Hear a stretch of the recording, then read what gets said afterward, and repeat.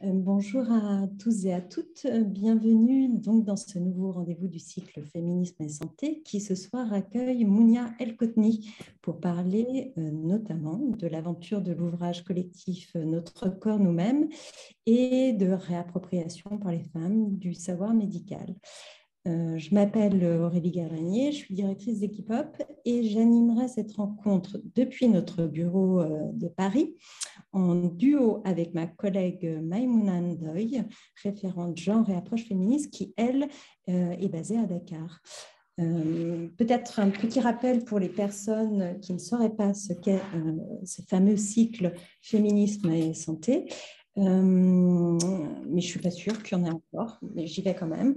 Rappelons peut-être qu'il cherche à explorer dans différentes aires géographiques et disciplinaires les apports féministes en matière de santé et plus largement en discuter les implications en termes de pratique tout comme de politique. Ce cycle de conférences est aussi l'occasion de nombreuses collaborations, évidemment avec les personnes qui ont la gentillesse d'accepter de partager avec nous leur savoir et leur vision de comment féminisme et santé interagissent, mais également avec c'est l'occasion de collaboration avec des jeunes, et notamment ce soir, c'est le cas, puisque pour organiser cette rencontre, nous avons bénéficié de la collaboration d'étudiantes de l'ISIT qui sont avec nous ce soir et à qui je vais laisser la parole pour dire quelques mots. Donc, bonsoir, je vais nous présenter en quelques mots. Donc, nous sommes 5 étudiantes de la Grande École interculturelle de l'ISIT. Nous sommes en première année de master en stratégie internationale et diplomatie. Et dans le cadre de notre projet de recherche appliquée de cette année, nous avons souhaité collaborer avec Équipe Hop afin de poursuivre le cycle de conférences. Je crois que la connexion nous fait... Je t'en prie. Moi, j'ai entendu. Hein. Bon, alors super. Je disais que pour notre projet de recherche appliquée de cette année, on voulait collaborer avec Équipe Hop afin de poursuivre le cycle de conférences Féminisme et Santé. Nous sommes toutes les 5 fortement intéressées par les enjeux du féminisme. Nous voulions en apprendre davantage sur son application, notamment dans le domaine de la santé.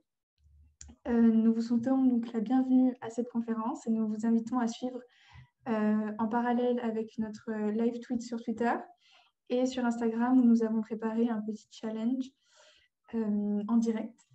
Et pour information, donc, cet événement est enregistré. Et pour assurer le bon déroulement de la conférence, nous vous demandons de bien vouloir garder vos micros fermés. Et si vous avez une question ou une remarque, vous pouvez intervenir donc dans le chat. Merci. Merci beaucoup Anne-Isabelle. Donc voilà, l'introduction est faite, les consignes sont données. On peut maintenant accueillir très officiellement Mounia El-Kotni. Alors Mounia, vous ne le savez pas vraiment puisque c'est la première fois qu'on se rencontre, mais je me sens très familière quelque part avec vous puisque comme des dizaines de milliers de personnes en France, j'ai votre livre dont vous avez été la co-autrice, en l'occurrence Notre corps nous-mêmes, au pied de mon lit, et ça fait maintenant 2 ans et demi que de manière à travers ce livre, j'ai l'impression de vous côtoyer. Donc, c'est dire du coup la joie qui est la mienne de vous accueillir avec nous ce soir. Peut-être quelques mots pour vous présenter. Vous avez mené de nombreux travaux en anthropologie de la santé, qui est votre formation initiale. Vous êtes diplômée de l'Université de l'État de New York. Vous avez été post-doctorante à l'EHESS. Et vos travaux portent sur plusieurs sujets, entre autres l'accès aux soins et les violences médicales, la justice reproductive, les discriminations de genre, mais également la santé environnementale, puisqu'il me semble que vous affirmez écoféministe, mais vous nous le reprécisez. Vous travaillez sur plusieurs terrains, notamment le Mexique et la France. Vous avez été, je l'ai dit, co-autrice de l'ouvrage Notre corps nous-mêmes, mais également de podcasts qui traitent en particulier de l'expérience du cancer du sein. Et là aussi, peut-être que vous aurez l'occasion de nous en dire deux mots. Est-ce bien vous, Mounia, que j'ai rapidement décrite? Merci beaucoup pour l'invitation. C'est moi.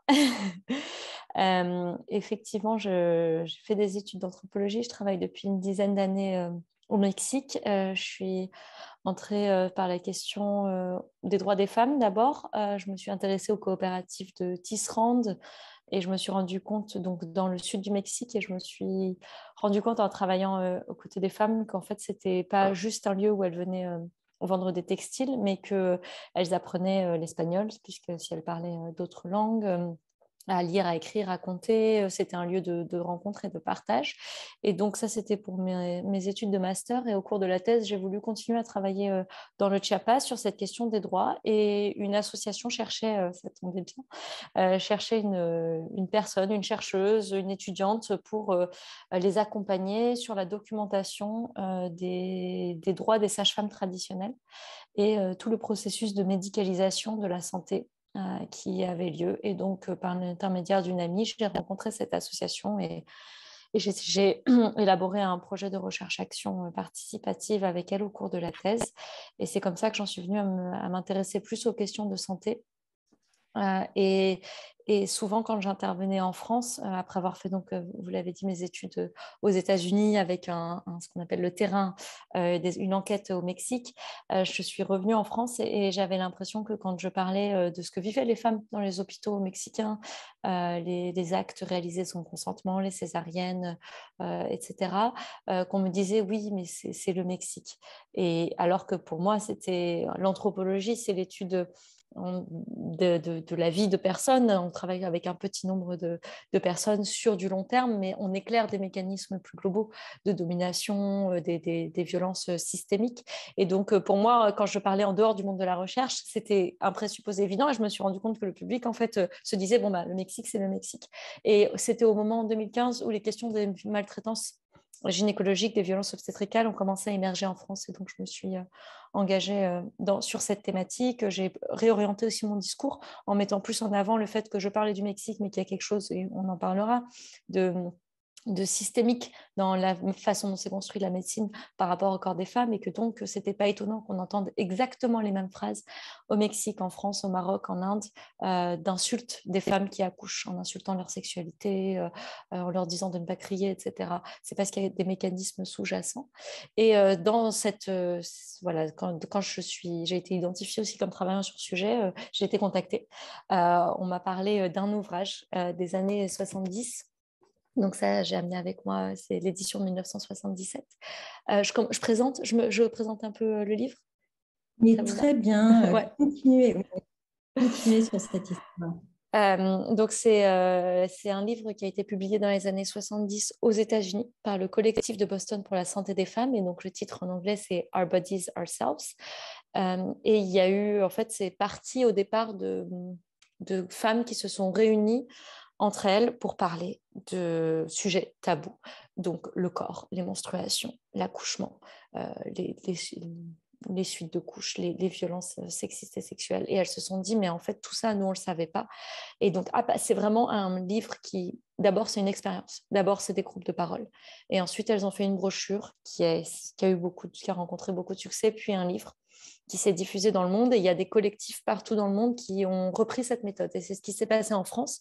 Donc, Notre corps nous-mêmes, c'est aussi un collectif français qui, elles se sont dit, on va traduire le livre, et en fait, les contextes n'étaient vraiment pas les mêmes. Elles se sont dit, on ne peut pas traduire des témoignages de femmes aux États-Unis où les questions sociales, raciales ne sont pas du tout les mêmes, donc on va reprendre la démarche et refaire, nous, des cercles de parole. Et voilà. Et donc, c'est ce qu'elles ont fait. Et le livre a été réimprimé, mais jamais réactualisé. Il a été en rupture de stock depuis 1993, je crois. Et donc, il y a eu une initiative d'une maison d'édition de dire, en fait, ce livre est important, il a marqué toute une génération de femmes. Aujourd'hui, il y a les questions de sexualité et de santé qui reviennent aussi sur le devant de la scène, mais on sent que ce serait intéressant d'avoir un ouvrage où beaucoup de femmes me disent je l'ai à portée de main, je vais le feuilleter, comme vous me disiez, quand j'ai une question. Enfin, c'est un livre qui se lit à différents moments de sa vie, qu'on prête aux copines, qu'on offre, etc. Et donc, se sont dit que ce serait important d'avoir le format livre. Et donc, on a travaillé pendant 3 ans et demi, un collectif. Donc, moi, je suis chercheuse, j'ai des collègues journalistes. Voilà, il y avait des étudiantes, une sage-femme à la retraite. Et donc, on a publié le livre en février 2020. Et de la même manière que les premières autrices françaises se sont dit, on ne peut pas faire une traduction, il faut qu'on réécrive. Nous, on s'est dit, on ne peut pas juste mettre à jour. Même si, enfin pas juste, ce serait aussi un travail conséquent, mais au final, nous, on a préféré se dire, en 2019-2020, qu'est-ce que c'est en fait, que vivent les femmes en France? Et donc, on a refait la méthodologie des groupes de parole, etc. Je pourrais revenir. Je vais juste, pour terminer là sur ce moment, citer mes co-autrices, puisque du coup, c'est vraiment un travail collectif. Donc, notre éditrice, c'est Maison d'édition Hors d'Atteinte, donc Marie Herman, et les co-autrices, c'est Yelena Perret, Nina Faure, Nati Fofana, Nana Kinski, Hélène de Gainsbourg, qui j'ai oublié, Naïke Deken et Mathilde Blézard. Voilà. Et donc, vous soulignez que c'était vraiment une expérience de réécriture et pas d'adaptation. Est-ce que ça semble être quelque chose auquel vous tenez, le fait de dire que, bien sûr, l'expérience, la méthodologie qui a été mobilisée, c'est quelque chose auquel vous êtes resté fidèle, mais en revanche, on ne peut pas parler d'adaptation, ni même peut-être de réactualisation, mais plutôt de réécriture. Est-ce que vous pouvez un peu éclairer la différence finalement que vous notez, ou les différences que vous notez entre le travail qui a été accompli précédemment et le vôtre à partir de 2016? Alors, en fait, c'est intéressant parce que quand on a pris donc le sommaire du livre de 77 et on s'est dit, bon, qu'est-ce qui a changé? Et à la fois, plein de choses. En fait, vraiment, remettons le livre dans le contexte. Le sida n'existait pas. Enfin, voilà, les questions de genre n'avaient pas été théorisées. Donc, il y a vraiment des choses fondamentales qui ont changé, qui sont arrivées de fait, voilà, de l'histoire. Et en même temps, on ouvrait des témoignages et on se disait sur les violences, sur le harcèlement de rue, sur la méconnaissance des règles. Et on se disait, mais c'est pas possible. En fait, on peut reprendre ces extraits-là et les mettre et on vit exactement la même chose. Donc, il y a vraiment cette tension dans le travail de réécriture et aussi parce qu'on est un nouveau collectif. Et du coup, on s'est dit, on est des personnes différentes. On va aussi écrire différemment. Donc, il y a vraiment l'historique de toutes les versions de Notre corps nous-mêmes, Our Bodies Ourselves, c'est les groupes de parole et les échanges et les recueils d'expériences et les témoignages. Et après, on le fait à notre manière aussi. On a fait attention, dans notre groupe, nous sommes toutes des femmes cisgenres, mais on n'est pas toutes hétérosexuelles. Moi, je suis franco-marocaine, on est plusieurs à avoir des parents qui ont migré en France. On a des âges différents, on a des expériences, des enfants ou pas, des IVG ou pas, etc. Donc, on a des expériences diverses et dans les groupes, on a interrogé près de 400 femmes pour ce livre. On a aussi fait attention à avoir une diversité de où elles habitaient, région urbaine, zone rurale, orientation sexuelle, identité de genre, etc., pour avoir le plus possible une diversité des expériences. Et ce livre, c'est un manuel. Vraiment, c'est un manuel féministe. On s'est dit, on ne veut pas que ce soit une injonction de plus. Parce qu'on veut montrer que chacune fait comme elle peut, chacune peut aller s'informer et au final trouver sa voie et exprimer ses désirs en faisant des choix, sachant que les choix sont toujours contraints par des normes, des attentes, notre histoire. Mais donc le livre, comment est-ce qu'il se présente? Il se présente à la fois avec des témoignages, et en même temps avec des infos pratiques. Donc, c'est pour ça que le côté manuel, par exemple, je vais parler plus, on s'est réparti des thématiques, on était en binôme sur des chapitres et ensuite des questions transverses où voilà, chacune mettait son grain de sel. Mais par exemple, j'ai plus travaillé sur la partie contraception. Donc là, je peux vous dire, il y a des témoignages sur la pilule en disant c'est génial. La pilule, moi, ça m'a libérée, je trouve ça formidable, ça a coupé mes douleurs de règles, etc. Et un autre témoignage qui va dire le jour où j'ai arrêté la pilule, je suis redevenue moi-même, je me suis rendu compte que c'était impossible pour moi de prendre ce médicament. En fait, et en même temps, à côté, il y a qu'est-ce que c'est que la pilule, quels sont les effets théoriques, l'efficacité théorique et puis en pratique, quand on prend en compte les oublis, etc., les contre-indications avec les antibiotiques. Et donc, pour aider à la décision et à se renseigner. Et il y a le troisième élément de ce livre, donc il y a l'aspect témoignage, l'aspect info pratique, il y a des images. Et là aussi, on a fait un appel de dons d'images. Donc des personnes nous ont partagé des photos et c'était important pour nous d'avoir aussi des femmes dans leur diversité et dans le quotidien.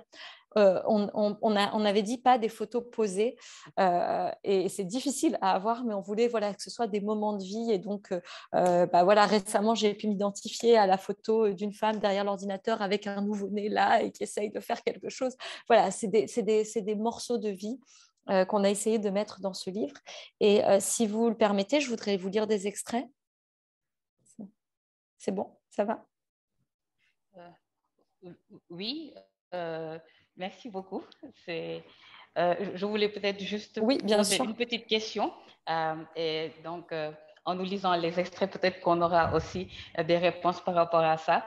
Je trouve que c'est passionnant de voir toute cette diversité dans les profils, donc en âge, en identité sexuelle, etc. Et je me posais la question de savoir comment ces femmes ont été sélectionnées. Et je vois qu'il y a eu plusieurs pays. Donc, comment cette sélection, elle a pu se faire. Mais également, une autre question que je me posais, c'était de savoir quelle a été votre démarche pour libérer la parole des femmes sur des questions aussi sensibles. C'est vrai que d'un contexte à l'autre, il y a des questions qu'on aborde plus facilement ou plus difficilement. Alors, comment vous avez pu gérer tout ceci dans votre démarche méthodologique? Merci. Merci. C'est vrai que c'est important de préciser tout ça. Donc, je vais prendre le temps de répondre. Nous, on s'est impliqués. C'est-à-dire que dans ce livre, il y a, on a joué le même jeu qu'on demandait aux parents. Donc, peut-être je vais répondre aux deux questions en même temps, je pense, où on a d'abord fait un premier cercle. Donc, les 8 autrices, on a choisi des thématiques. Et on s'est dit, on va nous faire nos témoignages entre nous. Donc, par exemple, on a fait un groupe de parole entre nous sur des questions de avoir un enfant ou pas. Et donc, dans ce cercle, il y en a une qui a dit, moi, c'est pas possible, je veux pas d'enfant, je cherche à me faire enlever l'utérus, à faire une hystérectomie, c'est très difficile, etc. Et parce que si on se... Ah, il y a quelqu'un qui a un micro ouvert. Et du coup, dans ce cercle-là, il y avait aussi d'autres personnes qui disaient moi, j'ai eu des enfants, j'en suis très heureuse, etc., avec des expériences assez diverses. Et on pouvait être aussi franches les unes avec les autres parce qu'on se connaissait, qu'on avait travaillé ensemble. Et ça nous a permis aussi d'amener, de voir quelles sont les différentes positions et comment est-ce que nous, on pourrait reproduire cette question-là avec d'autres personnes. Et ensuite, on a fait des appels, à la fois des appels très larges sur les réseaux sociaux et en même temps avec des associations qu'on connaissait sur ces sujets-là. Est-ce que quelqu'un peut couper le micro, une des administratrices? C'est bon, merci. Et du coup, à travers à la fois les réseaux sociaux, nos réseaux personnels et des associations référentes ou partenaires pour diffuser l'appel. Et on le faisait par thématique. Donc, par exemple, ne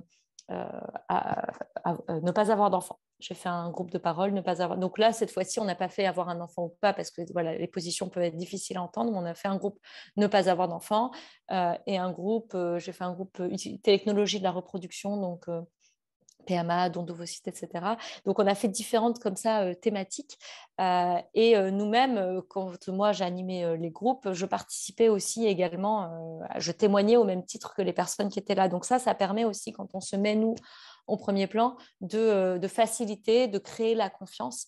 Et on rappelait aussi des règles de base. Les personnes, voilà, ce sera anonymisé pour le livre, vous n'êtes pas obligé, à tout moment vous pouvez arrêter, etc., etc. Donc ça, c'est sur le processus. Ensuite, on a aussi travaillé en non-mixité, donc aussi de genre. Donc, par exemple, il y a des groupes qui ont été faits, quelques autrices ont travaillé avec le Centre LGBT à Paris pour faire des groupes sexualité des femmes lesbiennes, par exemple, pour qu'elles puissent aussi avoir un espace où elles se sentent en confiance. On a organisé aussi via une association de femmes sourdes, atelier pour les femmes sourdes, pour qu'elles puissent aussi être dans un espace de confiance où elles ne se sentiront pas jugées par des personnes entendantes. Donc, on a aussi essayé comme ça de créer la confiance et ça a quand même assez bien fonctionné. Et après, quand on sentait au niveau de la diversité des personnes, on allait aussi chercher certains profils spécifiques. On se disait, bon, là, par exemple, voilà, on voulait absolument qu'il y ait des femmes lesbiennes. On a aussi cherché dans nos entourages, on s'est dit, c'est très important qu'il y ait une représentation aussi des origines des femmes, des religions, de leur parcours. Et donc, on demandait dans nos entourages des contacts très précis. Donc, parfois, on a aussi complété avec des entretiens individuels où on avait des expériences de vie très particulières et donc où ça c'était plus facile à dérouler en entretien. Voilà sur la démarche et la méthode. Je crois que peut-être la différence avec le premier ouvrage de 1977, c'était que précisément, vous avez choisi d'être attaché à la diversité des voix tout au long du livre, sans catégoriser des groupes spécifiques. Je pense notamment à la question LGBTQI et aux femmes concernées qui ont quelque part une partie spécifique dans le livre de 1977, alors que là, j'ai l'impression que vous avez essayé de faire en sorte que sur toutes les thématiques, des voix diverses représentant la diversité ou une certaine diversité des femmes puissent être entendues de manière transversale. Est-ce que vous pouvez nous dire peut-être un mot de cette démarche? Est-ce que c'est consciemment, c'est venu naturellement ou c'est une position que vous avez décidé ensemble de tenir au début de l'écriture du livre? Et c'est vrai que c'est aussi une des différences avec l'ouvrage de 77 où on a regardé, on s'est posé la question et effectivement, elles étaient toutes hétérosexuelles, c'était des femmes cisgenres aussi et elles se sont dit, bon, on ne peut pas ne pas parler de santé lesbienne. Donc, ce qu'elles ont fait, c'est qu'elles ont fait appel à un groupe de femmes lesbiennes pour écrire le chapitre Carte blanche aux lesbiennes. Et voilà, donc c'est de dire, bon, est-ce qu'on fait pareil? Comment ça se passe? Et en fait, on avait aussi envie d'avoir un espace où les femmes handicapées pouvaient parler, où les femmes racisées pouvaient parler, ou les femmes musulmanes pouvaient parler, etc. etc. Et on s'est dit, bon, au final, ça va faire plein de sous-parties, ça n'a pas de sens, il faut que ce soit une approche intersectionnelle dès le départ, et qu'en fait, on intègre dans chacune des thématiques au mieux qu'on peut des paroles différentes. Et c'est pas tout le temps dit, en fait, et c'était important aussi, notamment, je pense, aux femmes en situation de handicap, qui disent, on en a marre de parler que de notre handicap, en fait. Nous aussi, on a des enfants, nous aussi, on travaille, et donc d'avoir ces questions-là inscrites dans chacun des chapitres. Pour les personnes trans, c'est pareil, elles ne sont pas là. Il y a une partie sur la transition dans l'identité de genre, avec des informations qui sont spécifiques, mais il y a aussi des expériences du corps, de l'adolescence, de plein de choses qu'on retrouve ailleurs dans le livre. Et donc, on a effectivement choisi d'intégrer ces témoignages-là partout et d'avoir différents espaces plutôt que de cloisonner les identités parce qu'on est multiples, on est à la fois hétérosexuel et racisé, etc., etc. Peut-être dans le même ordre d'idées, vous assumez dès le départ, dans les premières pages introductives, une posture intersectionnelle. Est-ce que vous pouvez nous dire deux mots aussi de l'importance que ça a pour vous de vous affirmer dans cette approche-là? Oui, mais ça rejoint ce que je disais, pour nous, c'était indispensable en fait de voir les différences qu'on a ensemble. Et sinon, on ne serait pas allé chercher des témoignages, on ne se serait pas posé la question de attendez, mais est-ce que le vécu d'une femme des quartiers populaires, c'est le même qu'une femme du 16e arrondissement de Paris? En fait, voilà, ou une personne qui a connu la migration. Enfin, pour nous, c'est évident que ce sont des récits différents. Et ce qui était important pour nous, c'est de les faire entendre et de les faire entendre sur différents sujets. Donc, l'intersectionnalité, ça a été théorisé sous ce nom-là assez récemment dans les années 90. Je me permets, pour que tout le monde soit au clair là-dessus, c'est Kimberlé Crenshaw aux États-Unis, qui est juriste en fait, qui ne trouvait pas dans sa défense d'une femme noire qui avait été licenciée, en fait, elle disait elle n'est pas licenciée parce qu'elle est noire, elle n'est pas licenciée parce qu'elle est une femme, elle est licenciée parce qu'elle est une femme noire. Et son identité est à l'intersection de ça, parce qu'il y a des stéréotypes racistes sur les femmes africaines-américaines et elle les a vécus. Et donc, elle parlait d'intersection. En France, il y a eu déjà dès les années 70 des questionnements sur l'articulation entre le sexisme et le racisme. Et donc, aujourd'hui, on entend ce mot d'intersectionnalité dans différents domaines, dans le domaine de la recherche aussi, mais l'anthropologie a toujours questionné. Nous, on travaille avec des personnes dans leur ensemble social, dans leur vie sociale, donc en fait, on regarde à quoi elles sont confrontées. Et là, pour revenir à notre corps nous-mêmes, en fait, les corps des personnes grosses ne sont pas traités de la même façon que les corps des personnes minces, des personnes valides ou des personnes handicapées. Et donc ça, les personnes, elles l'amènent avec elles, pour revenir à la question de la santé, dans le cabinet de gynécologie. Elle l'amène avec elle quand elle se présente avec un foulard, si c'est des femmes qui portent le voile aux urgences, elles se présentent, c'est comme ça, on les perçoit comme ça, et donc leur expérience n'est souvent pas la même que si elles ne portent pas le voile ou si ce sont des femmes blanches. Donc en fait, pour nous, c'était important et de l'affirmer aussi dès l'introduction que c'était indispensable pour nous de prendre en compte ces différents vécus, et c'est ce qui donne pour moi aussi la richesse du livre et le fait que ça parle à un public aussi large. Et qu'on continue à intervenir. Il est sorti il y a 3 ans, juste avant le confinement, il y a 2 ans. Et on continue à en parler, à le présenter en librairie, à avoir des retours. Et c'est vraiment important pour nous qu'il continue à circuler et qu'il puisse parler avec des femmes. Même, on voit aujourd'hui le public qui est là, c'est des personnes qui ne sont même pas forcément en France, mais qui peuvent se retrouver dans ce livre. Parce qu'elles ont vécu des violences sexistes, des violences sexuelles. Le chapitre violence va avec le chapitre se défendre. On voulait aussi donner des clés. On donne des clés pour se défendre qui peuvent aussi parler à plusieurs personnes. Et le système de santé, pour revenir aussi à ma spécialité, en fait, et la médecine est patriarcale partout. Il y a des choses qui bougent, il y a à la marge, il y a des pratiques qui vont être différentes, mais l'histoire de la médecine, de la biomédecine est la même. Donc, les expériences aussi dans les cabinets médicaux ou dans les hôpitaux, il va y avoir des échos qui se font. Vous avez prononcé le mot patriarcal, nous y venons.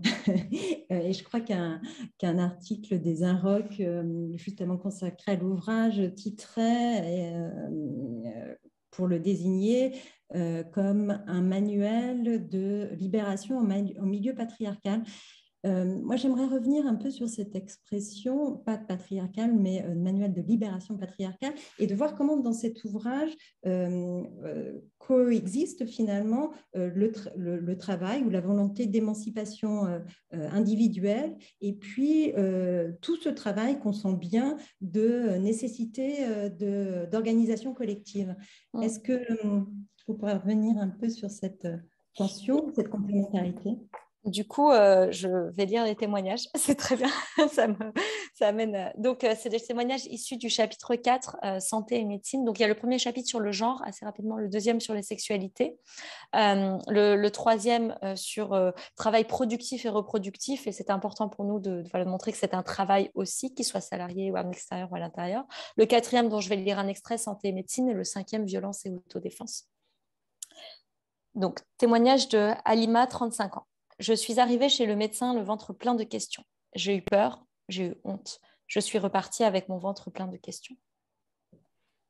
Témoignage de Elia, 32 ans. Dans notre groupe Santé Femmes, on peut demander à une membre de nous accompagner lors d'une visite gynécologique, car elle va se sentir à l'aise pour poser des questions. Si on ne peut pas se faire accompagner, on liste les questions et on se dit « je ne pars pas tant que je n'ai pas obtenu des réponses ». Témoignage de Florence, 38 ans. J'ai débarqué en urgence chez un gynéco que je ne connaissais pas parce que j'avais des symptômes d'herpès suite à un rapport non protégé. Je m'étais déjà fait passer un savon par mes copines et j'avais très peur moi-même d'avoir attrapé encore plus grave. Je n'avais aucune envie qu'il en rajoute. J'ai commencé par lui dire « Je sais que j'ai une conduite à risque, mais je n'ai vraiment pas envie que vous me jugiez ni que vous me fassiez la morale. » Il m'a dit qu'il n'était pas là pour ça, n'a fait aucun commentaire, m'a prescrit mes dépistages et tout s'est bien passé. Donc, ces 3 témoignages montrent, c'est des expériences individuelles qui font sûrement écho à des choses qu'on a vécues, que nos amis ont vécues. Et ça répond aussi à la question, puisque là, le deuxième témoignage parle d'un groupe santé femmes. Et ça, c'est dans la section ce qu'on doit pouvoir attendre d'une consultation médicale. Et il y a à la fois des mauvaises expériences et une bonne expérience. Donc, ça montre la diversité des situations. Mais le fait qu'on n'est pas les seuls à les avoir vécues et qu'il y a des pistes. Et une des pistes, c'est l'action collective. Et donc là, on liste comment préparer une consultation, choisir une adresse, voilà, est-ce qu'on a besoin d'aller voir un gynécologue spécialiste ou est-ce qu'on peut aller voir une sage-femme, on a le droit d'être accompagné, on peut dire non, etc. Et ensuite, comment se passe une consultation, par exemple une consultation gynécologique, voilà, on essaye de donner un maximum d'informations pour que les personnes se sentent préparées et puissent aussi voilà, répondre ou savoir ce qui est normal et ce qui en fait sort de ce qui est attendu d'une consultation. Et ensuite, il y a dans ce chapitre aussi une partie sur les groupes d'échange. On a interrogé pas mal de personnes qui participaient à des groupes d'échange et de discussions autour de la santé gynécologique ou de la maternité et qui faisaient aussi des examens. Donc, la volonté de ce manuel, c'est de à la fois pouvoir se sentir proche d'autres personnes. Moi, je dis souvent, c'est une compagne, c'est quelqu'un qui nous accompagne, ce livre. Il y a plein de voix, il y a toutes nos amies qui sont là et qui nous disent qu'on n'est pas seul. Et en même temps, on essaye effectivement de donner des pistes parce que le but, c'est l'abolition du patriarcat. Et donc, c'est de se dire, il faut que les choses, elles changent. Et comment est-ce qu'elles peuvent changer ? On n'est pas obligé, voilà, vraiment, mais si on a envie, voilà des pistes et voilà ce que d'autres personnes ont fait. Et donc, même voilà les groupes de parole, nous, quand on va présenter le livre, ça arrive qu'on anime aussi un groupe de parole, qu'ensuite les personnes continuent à en animer, etc. Donc, c'est vraiment l'articulation de l'intime, du collectif et du politique. Merci. Et en écoutant ces témoignages et l'analyse que vous venez de faire, je suis tentée de poser la question du vécu de l'exercice, mais des deux côtés. Donc, je me dis, cette possibilité, et je vais même parler d'opportunité, de libérer la parole, de s'exprimer sur des expériences vécues et qu'on n'a pas forcément racontées. Qu'est-ce que ça a fait naître chez les femmes qui se sont exprimées dans ce livre, comment elles ont ressenti l'exercice et est-ce que peut-être après, ça leur a donné envie de verser justement dans le collectif, si ce n'était pas le cas avant. Et j'aimerais bien enchaîner aussi avec une autre question qui est liée aux autrices. Dans quelle mesure, parce que moi j'ai été très impressionnée par cette démarche qui part d'emblée d'une immersion. J'appelle ça une immersion parce que je me dis, quand vous commencez à une échelle plus petite, à vous poser des questions entre vous, à faire des focus group entre vous, vous êtes en plein dans l'exercice et aussi vous partez de cette posture du chercheur qui n'est pas là juste pour questionner l'autre, mais aussi pour avoir un regard réflexif sur lui-même et aussi autoriser l'autre à lui poser des questions. Donc, vraiment être globalement dans cet exercice. Donc, j'aurais bien aimé savoir comment cela a été vécu de votre côté, vous, les autrices, et dans quelle mesure vous faites un lien avec peut-être des valeurs féministes, des approches féministes, dans quelle mesure il y a pu y avoir cette inspiration-là. La seule règle qu'on demandait dans les participations au groupe de parole, c'était de parler à la première personne. C'est pas de dire j'ai une amie ou je suis professionnelle de santé, donc mes patientes, je vois beaucoup ça. Non. En fait, si vous venez ici, c'est pour parler de vous. C'est pas facile.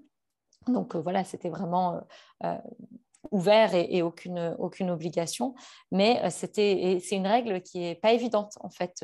Et donc c'est pour ça que le fait que nous aussi nous l'ayons appliqué, nous la soyons appliqués, on a vu ce que ça nous faisait. Et pour certaines, on n'avait jamais fait de groupe de parole. Moi non plus, j'avais l'habitude, comme vous venez de le dire, de poser des questions aux autres personnes, d'être le plus empathique et à l'écoute possible, mais on ne m'avait jamais demandé, moi, ce que j'avais vécu. Donc, ça a été d'abord aussi pour nous une plongée dans notre vécu, une réanalyse aussi de certaines choses qu'on a vécues. On s'est posé la question entre nous, ah mais comment tu es devenue féministe? Est-ce que tu te considères féministe? Qu'est-ce qui s'est passé? Et donc on a été obligés aussi de plonger dans notre intimité. Et le fait qu'on ait travaillé pendant 3 ans, c'est pas uniquement l'ampleur du travail, c'est que c'est le chemin aussi que nous on a fait au cours de ces 3 ans, et on le dit, je ne sais plus si c'est dans l'introduction ou la conclusion, mais je crois que c'est dans l'introduction, il y a un paragraphe où on dit pendant ces 3 ans du livre, on a vécu des séparations, on a vécu des IVG, on a eu des mycoses, on a eu des enfants, on s'est disputé, on a pleuré, on a vécu le livre en fait. Donc à chaque fois je suis très émue parce que c'est vrai, et ça a impacté nos vies privées.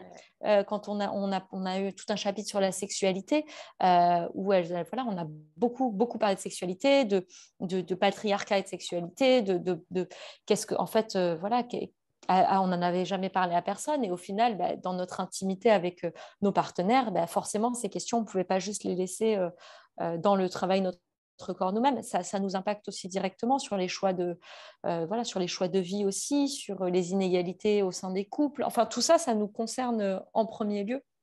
Et donc, c'est vrai que ça a été, pour moi, c'était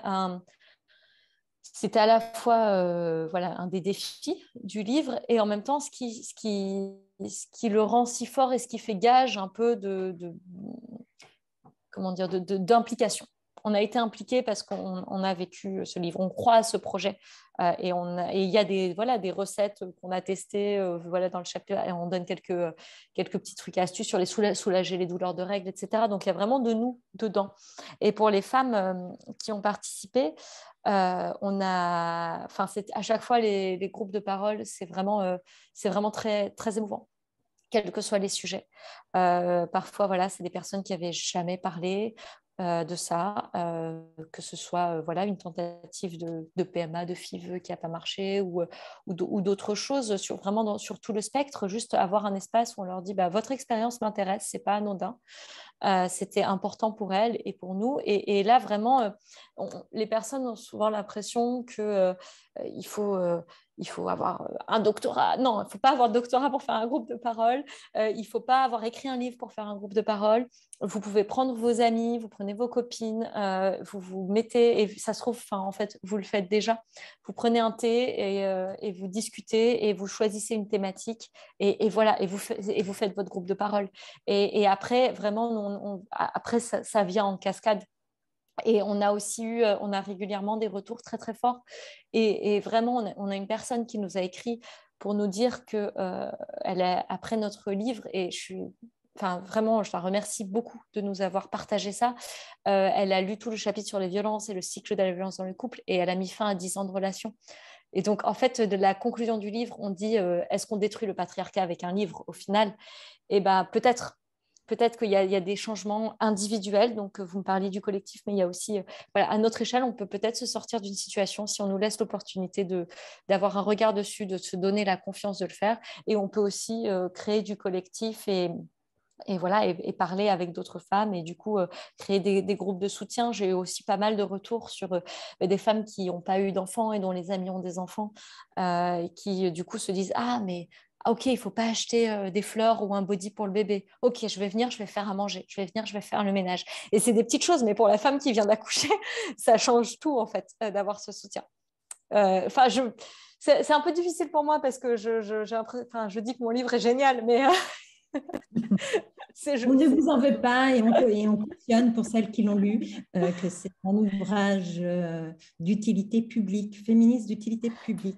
Et je dis du coup qu'il y a des choses en accès libre, c'est important. Sur notre site internet, sur notrecorpsnous-mêmes.fr, on a voulu Donc, tous les schémas du livre ont été réalisés par notre co-autrice Naïk Edeken. Et donc, ils sont en accès libre sur notre site. Le cahier anatomique, je crois qu'il a été téléchargé 2000 fois. Donc, c'est le moment où vous voyez une vulve. Voilà, donc le cahier anatomique, il est téléchargeable avec tout le cycle menstruel aussi, tout le cahier, les règles, la ménopause. Il est aussi téléchargeable. Il y a tous les schémas. On voulait qu'il y ait quand même, enfin voilà, qu'il y ait une partie en accès libre et qu'ils puissent se partager. Voilà. Merci beaucoup, Mounia, d'avoir partagé l'expérience que cela a été de participer à ce livre. On sent bien que c'est une expérience de sororité aussi, pour utiliser un mot qu'on aime bien, K-pop.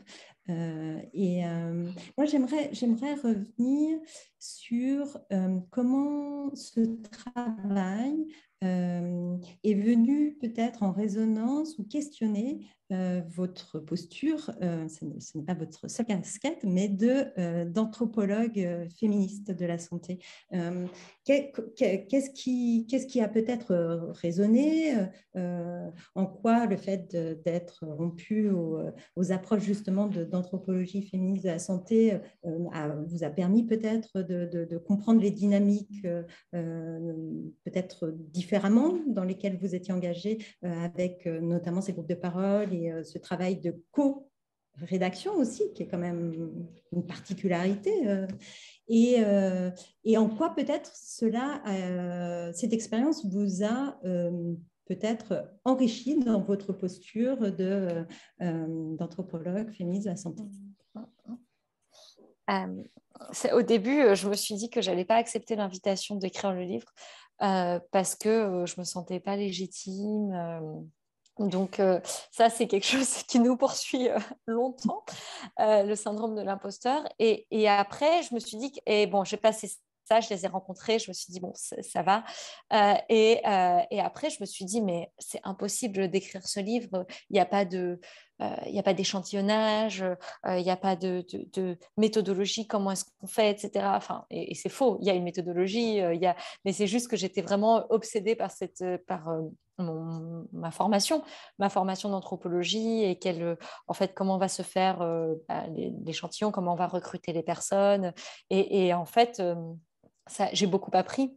J'ai beaucoup appris de la liberté d'écrire aussi, de faire confiance et d'amener. Chacune a amené au groupe son expérience et son expertise. Et moi, j'ai amené aussi c'est pour les questions de spécialité, la façon d'aller chercher l'information. Et c'était très intéressant de voir la différence entre un entretien ou même des entretiens que j'avais fait où il y avait plusieurs personnes et le format vraiment de groupe de parole.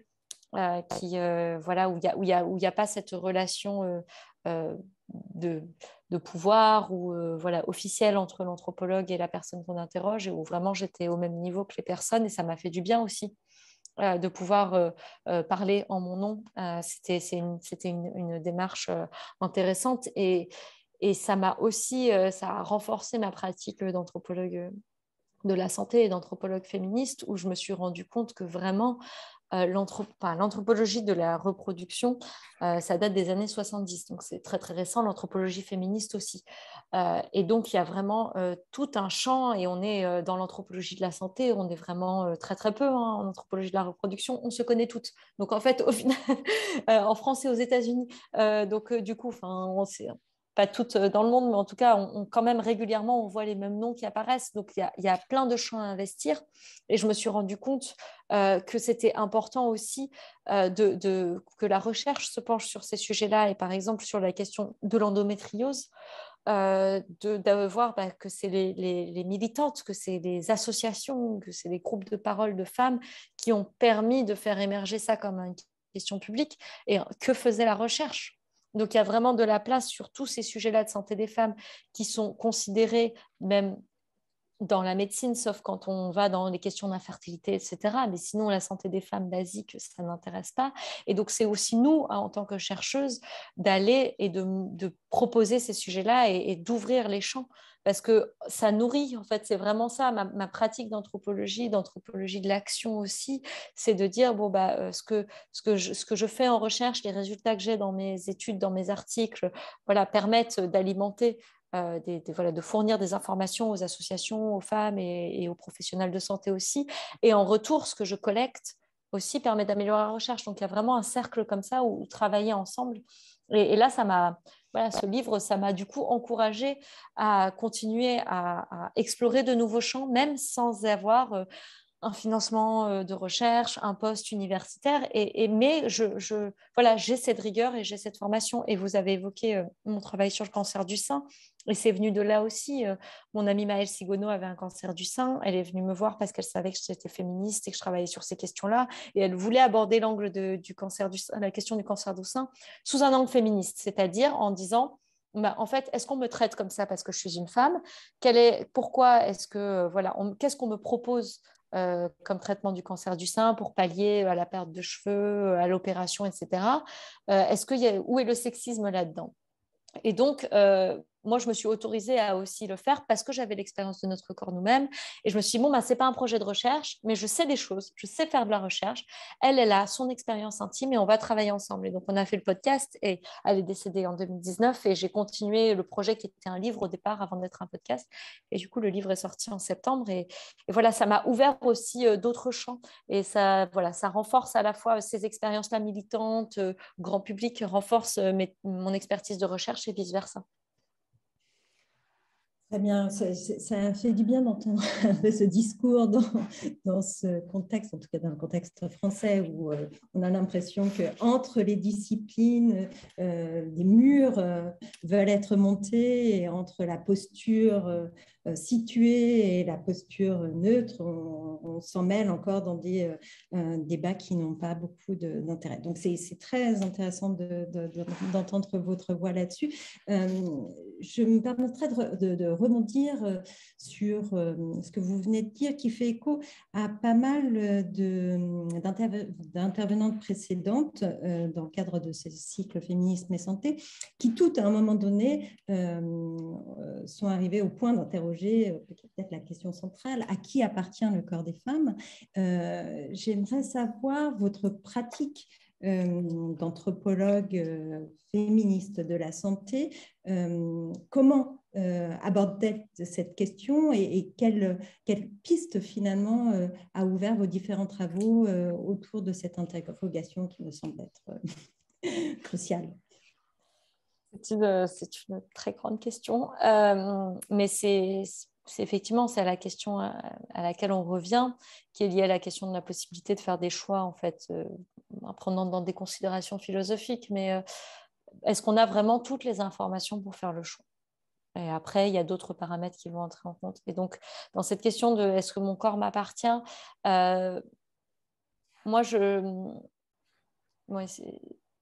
cette question d'appartenance, en fait, elle me gêne. J'ai pas encore creusé. J'aimerais, là, vous m'y faites penser parce que même dans la question de l'écoféminisme, mon corps comme un territoire, je possède un territoire.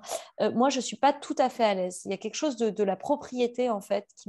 Donc, je préfère réfléchir à comment habiter mon corps au mieux, comment faire des choix les plus alignés, les plus informés. Mais il y a vraiment, c'est un enjeu de pouvoir.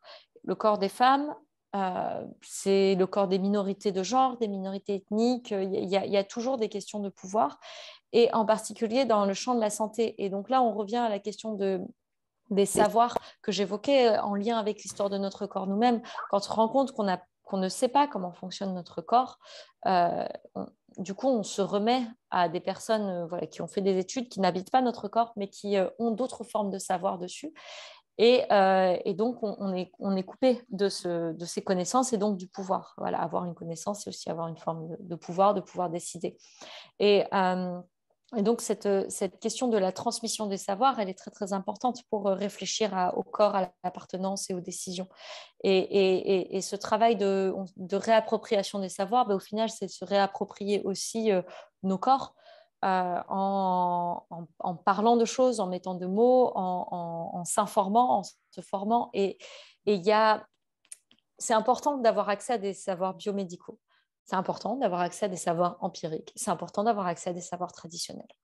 Moi, ce que j'ai analysé notamment dans la thèse et dans certains articles, c'est la tension entre les savoirs traditionnels des sages-femmes au Mexique et les savoirs biomédicaux et la hiérarchie en fait. Ce qui me pose toujours question, c'est est-ce que, comme pour les genres, est-ce qu'il y a une hiérarchie de pouvoir?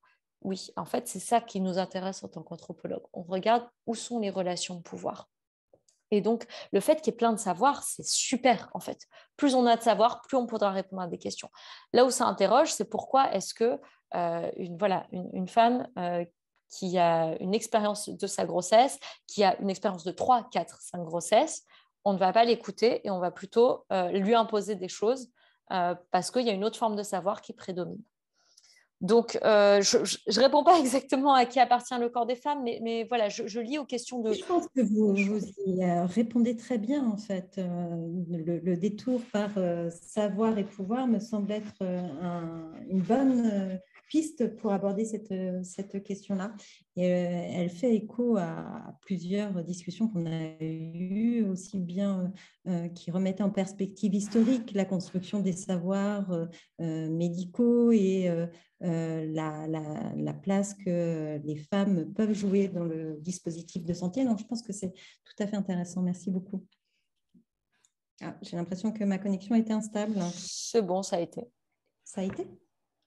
Maïmouna, est-ce que peut-être tu souhaites poser une dernière question avant qu'on ouvre la possibilité à l'ensemble des participantes et participants de dialoguer aussi avec Mounia? Tout à fait. Juste une petite question. Je trouvais très intéressant le fait de construire ce paradigme du savoir situé du côté des praticiens parce qu'ils ont les diplômes et autres, et cette non-valorisation des expériences des femmes. Et ça me fait me poser plus globalement la question de savoir dans quelle mesure les combats féministes prennent-ils suffisamment cette question en compte? Est-ce que vous avez l'impression que ces questions sont suffisamment prises en charge dans les combats féministes actuels? Ça dépend lesquels. Je pense c'est difficile. En fait, il y a plusieurs stratégies.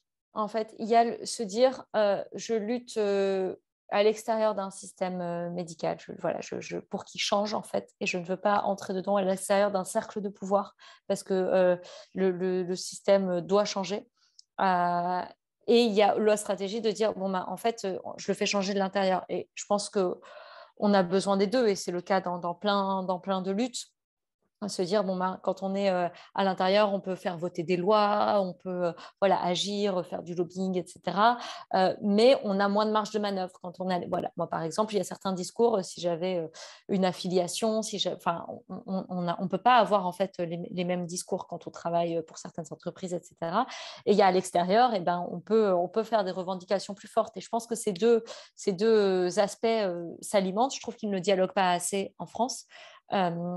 Mais là, on le voit, par exemple, en ce moment même, à Paris, à l'hôpital Tenon, il y a le professeur Daraï, qui est chef du service de gynécologie et qui est un spécialiste de l'endométriose. Et il y en a peu, donc en fait, on est obligé d'aller voir des personnes comme ça, qui est visé pour 12 plaintes de viol au pénal. Et donc, en fait, parce que dans le système médical, même s'il y a des étudiants et des étudiantes en médecine qui se battent, des jeunes générations qui essayent de faire bouger les lignes, en fait, la médecine est faite que on est jugé par des pairs. C'est la même chose pour la police. Hein. Donc, du coup, c'est une tendance à se protéger. Alors que quand on va au pénal, et pour les violences obstétricales, c'est pareil, les associations disent aux femmes, bon, si vous avez envie, etc., on peut vous accompagner à déposer plainte au pénal, parce que là, c'est une juge, c'est un système extérieur, et donc, il y a peut-être plus de chances qu'il y ait des sanctions.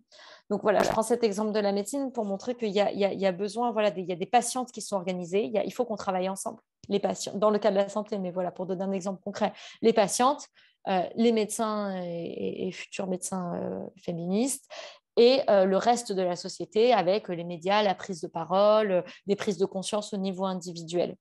Et je pense que une démarche féministe doit avoir lieu dans ces différents espaces. Voilà. Merci. Merci beaucoup. On aurait encore, je pense, une bonne centaine de questions à vous poser, mais il serait plus raisonnable à l'heure qu'il est d'ouvrir la discussion. On a eu déjà quelques échanges, ou en tout cas quelques questions dans le chat, et pas mal sur la question des groupes de parole.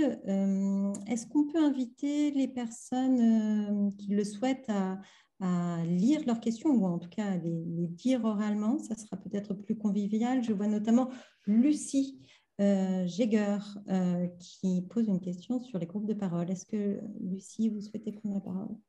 Oui, bien sûr. Alors, merci beaucoup déjà pour ce témoignage et ce retour d'expérience sur l'élaboration de ce livre qui était très, très intéressante. Peut-être je vais me présenter pour situer un petit peu aussi d'où je parle. Donc, je suis responsable du plaidoyer chez Médecins du Monde en Tunisie. On travaille beaucoup sur les droits et la santé sexuelle et reproductive avec des associations féministes en Tunisie. Sur les questions d'avortement, même si l'avortement est légal en Tunisie, mais tente à se restreindre dans son accès. Et donc, on a aussi une démarche qui se veut assez collaborative. On ne fait pas forcément systématiquement de groupe de parole, mais ça nous arrive. Et en fait, ma question était liée à votre méthodologie dans le cadre de ce livre. Comment avez-vous mis en place l'après-groupe de parole pour les personnes, les femmes qui viennent témoigner? C'est-à-dire, vous avez sûrement abordé des sujets qui peuvent voilà, faire remonter beaucoup d'émotions, qui peuvent être très sensibles. Donc, qu'est-ce qui se passe en fait après le moment d'échange et après le moment du groupe de parole? Est-ce que vous aviez proposé de poursuivre les échanges peut-être dans un autre cadre ou alors un accompagnement psychologique ou pour certaines femmes qui le souhaitaient? Voilà, j'aurais aimé comprendre l'après-groupe de parole en fait. Merci. Merci pour votre question. Alors, quand on faisait des appels à témoignages sous la forme de groupes de parole, on précisait les thématiques. Donc, voilà, les personnes savaient de quelles thématiques sur lesquelles on allait les solliciter. On revérifiait qu'elles étaient d'accord. Et en fait, on avait une durée indicative, mais on savait que ça durait toujours beaucoup plus longtemps. Donc, on laissait vraiment, quand on sentait qu'il y a des choses qui avaient besoin de sortir, en fait, on attendait. Et après, on proposait aussi, si besoin, des contacts d'associations ou des pistes. Et même entre elles, en fait, les femmes s'échangeaient des choses. Et la personne qui avait organisé le groupe de parole, donc l'autrice qui a organisé le groupe de parole, moi, en tout cas, après, on renvoyait un message aux personnes qui ont participé avec voilà le lien des ressources, voilà vers qui vous pouvez vous tourner si vous avez besoin sur ces sujets. Après, ça s'arrêtait là. Mais les personnes avaient notre contact si besoin de nous réécrire ou si elles avaient envie de continuer à parler. Mais ça a été aussi organisé avec des associations. Donc, je parlais du Centre LGBT de Paris ou l'association de femmes sourdes qui, du coup, après étaient là aussi en relais. Et c'était des personnes qui avaient l'habitude de fréquenter ces lieux ou pas, mais qui, en tout cas, avaient identifié ce lieu ressource. Voilà ce qu'on avait mis en place. Merci beaucoup. Je crois que, Mounia, vous venez de répondre à deux autres questions qui étaient à la fois sur comment favoriser la libération de la parole dans les groupes de parole et quel suivi des groupes de parole il est possible de faire. Je crois que vous y avez répondu.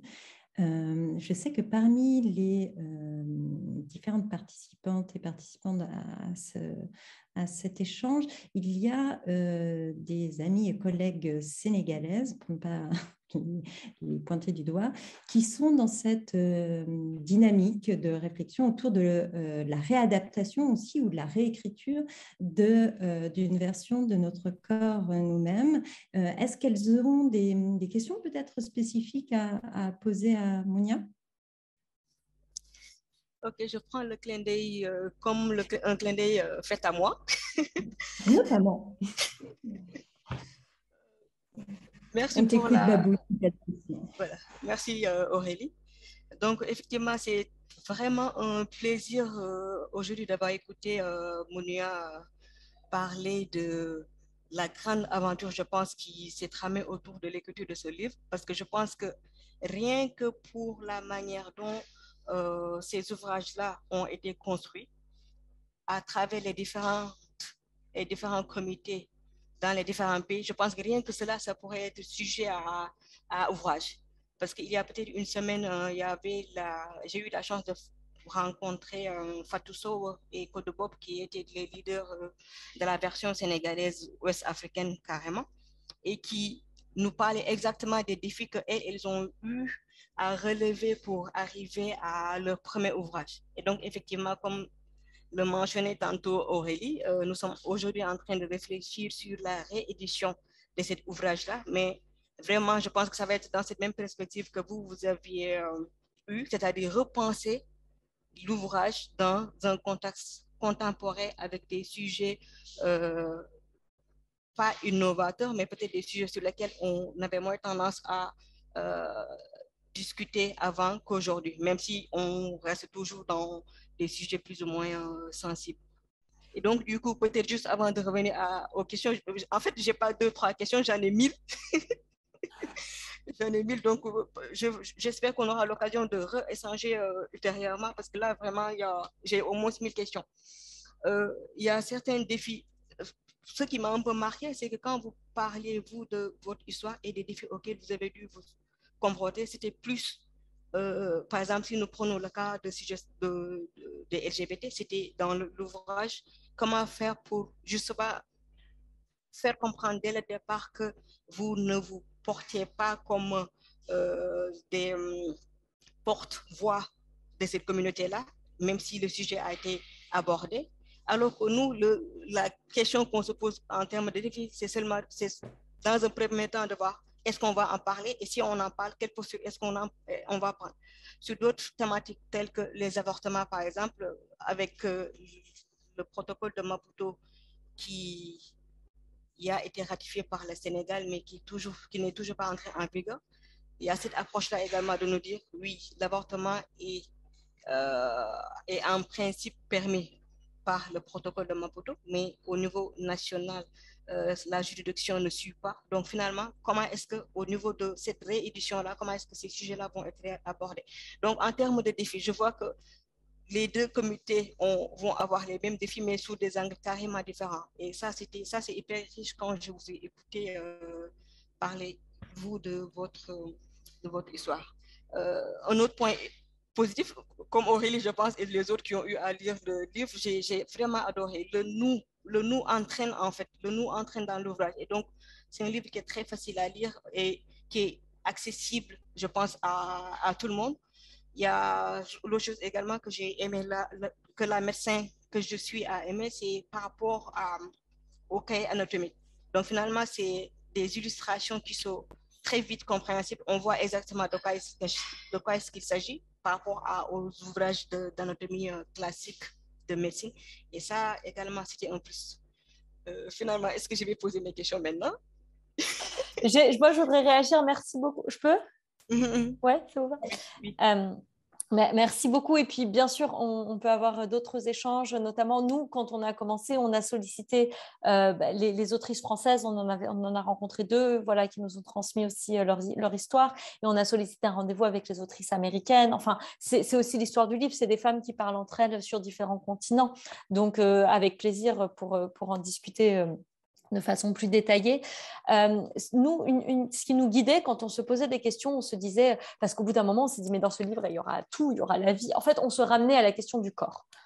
Voilà, par exemple, il y a des sujets qu'on aurait voulu traiter sur la parentalité. D'ailleurs, il y a Nos enfants nous-mêmes qui va être réactualisé par un autre collectif. On sentait qu'on s'éloignait des questions du corps. Donc parce que le livre, là, il est écrit quand même assez petit. Il fait déjà 330 pages. On voulait qu'il puisse être transportable, un format qui puisse se prêter, etc. Parce que la version américaine de 2011 ou 2012, elle fait 900 pages. Ça nous semblait pas être un objectif vers lequel on voulait tendre. Donc, pour essayer de se dire, on se recentre, on revient à la question du corps et à la question de ce que vivent les femmes. Donc, par exemple, sur la question de l'IVG, en fait, il y a des femmes qui avortent. Quelle est leur histoire? C'est ça. Dans le contexte, quel que soit dans le Sénégal d'aujourd'hui, ça existe. Et donc, du coup, l'idée, c'est de dire, nous, soit, nous, il y a des choses où on était concernés, des choses où on n'était pas concernés. Sinon, on va chercher des personnes, il y a, notamment sur les troubles du comportement alimentaire. Nous, on n'était pas directement concernés. Il y a ma copine qui est... Non, on revient à ce nous. On va trouver une personne qui est concernée, qui a été internée en hôpital pour de l'anorexie ou de la boulimie, et elle va nous raconter son histoire, et c'est sa voix à elle qui aura dans le livre. Donc, en fait, à chaque fois, on se ramenait à la règle de la personne concernée qui parle, et est-ce que ça concerne le corps?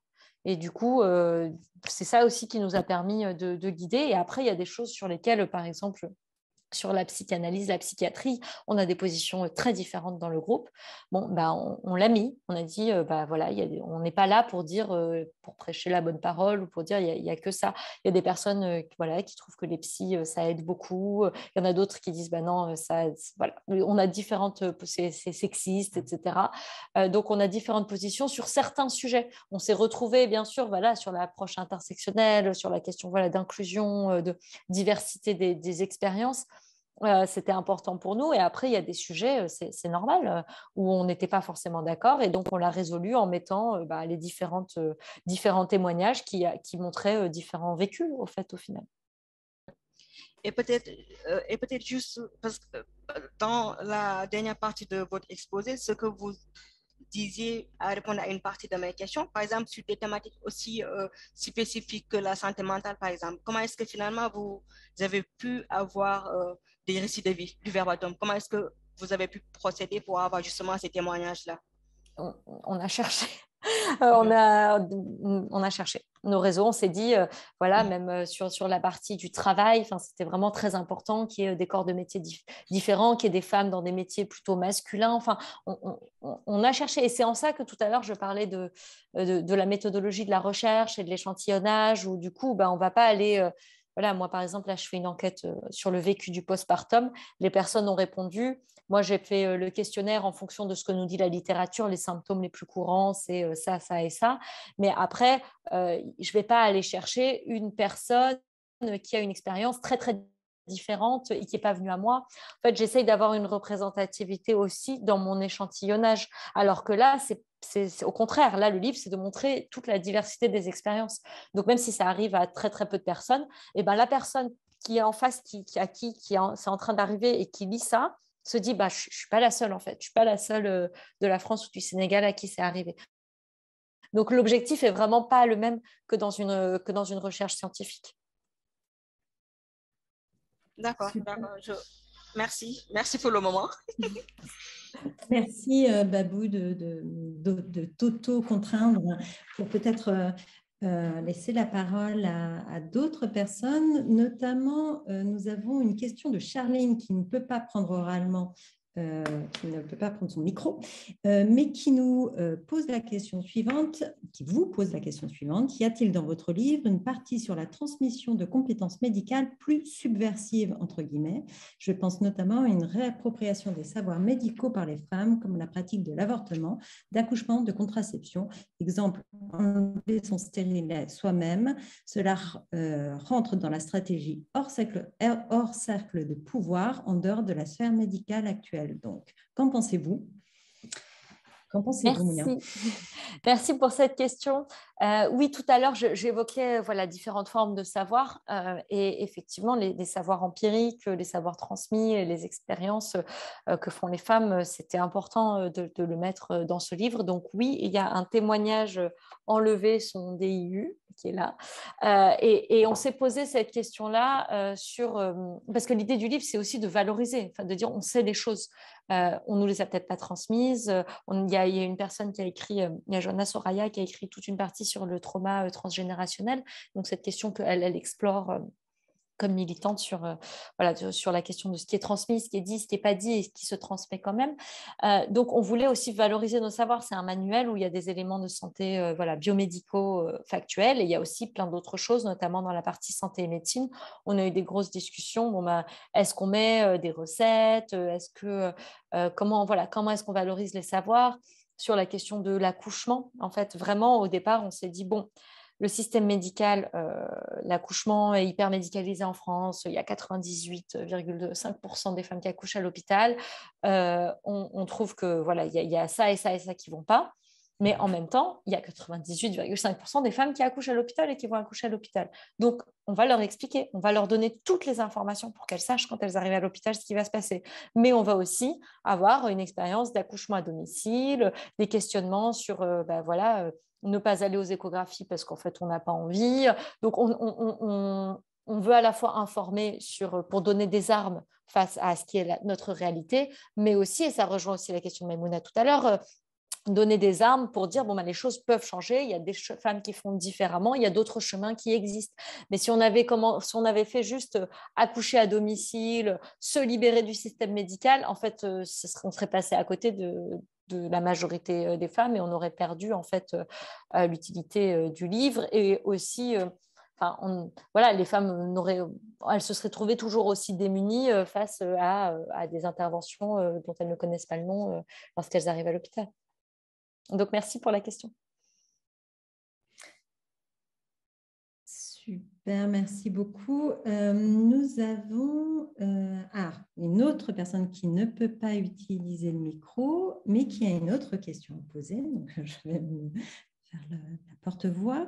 Dans votre ouvrage « Notre corps nous-mêmes », vous avez un chapitre entier consacré à la santé et à la médecine. Dans la première partie, « Prendre soin de notre corps », vous utilisez une formulation que j'ai trouvée très percutante.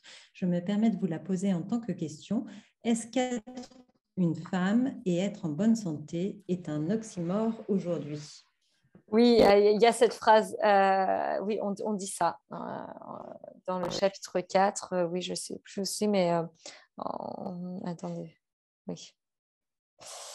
Mais bon, oui, est-ce qu'on peut être une femme Oui, c'est ça, c'est un sous-titre. Être femme et en bonne santé, un oxymore.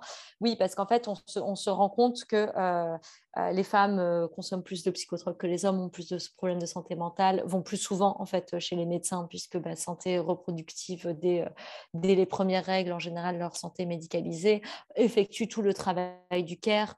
Donc le soin non seulement aux enfants, mais aussi aux aînés. Les familles monoparentales, c'est très majoritairement des femmes. Donc, en fait, il y a tous ces facteurs-là qui font que, au final, est-ce qu'on se demandait, est-ce que les femmes être en bonne santé et peuvent être en bonne santé alors qu'elles sont plus sous surveillance médicale. Donc, c'était une question qui nous a traversé dans ce chapitre où on se disait, est-ce qu'on veut donner des pistes? On l'a encore résolu comme l'exemple que je donnais précédemment en se disant, en fait, cela est la situation. Ok, on peut dire, essayons de manger sainement et de boire des smoothies, mais au final, est-ce que toutes les femmes peuvent le faire? Est-ce qu'elles ont le temps? Est-ce qu'elles ont les moyens? Et est-ce que ce n'est pas les faire culpabiliser quand elles achètent des raviolis en boîte pour leurs enfants, en fait? Donc, c'est toujours cette tension en disant, ayons conscience de ça. Donc, de tout ce qui pèse sur nous, des difficultés qu'on a, et essayons déjà, dans la marge de manœuvre qu'on a, d'y penser. Donc, on essaye de donner des pistes, de trouver des solutions, de se renseigner, etc., sans que ça devienne une nouvelle injonction. Parce que les femmes vivent toujours plus longtemps que les hommes, mais en fait, le temps qu'elles ont sans s'occuper d'autres personnes, il est hyper réduit, il est inexistant, parce que quand elles n'ont plus leurs enfants, elles ont les petits-enfants. Enfin, ça ne s'arrête jamais, vraiment. Donc voilà, c'est une bonne question. Enfin, qu'est-ce que la santé? Est-ce qu'on a aussi une autre question? Est-ce qu'il faut être en bonne santé à tout prix? En fait, voilà, l'idée, c'était de se dire, réfléchissons, prenons conscience de ça, et voilà des pistes qu'on peut explorer ensemble. Et là, on revient à la question de l'organisation collective, en fait. Il y a aussi toute une partie dans le chapitre 3 sur penser différemment les logements.